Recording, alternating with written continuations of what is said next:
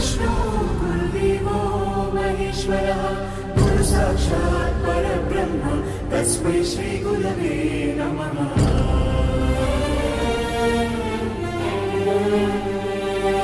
ఎదిగి పేరు తెస్తావని నాన్న కోరుకోవచ్చు, పెరిగి తమను చూస్తావని అమ్మాశించవచ్చు.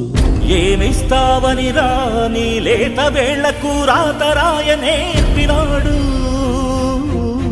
ఏమొస్తుందని రాని పెదవులతో శోకం పలికించినాడు.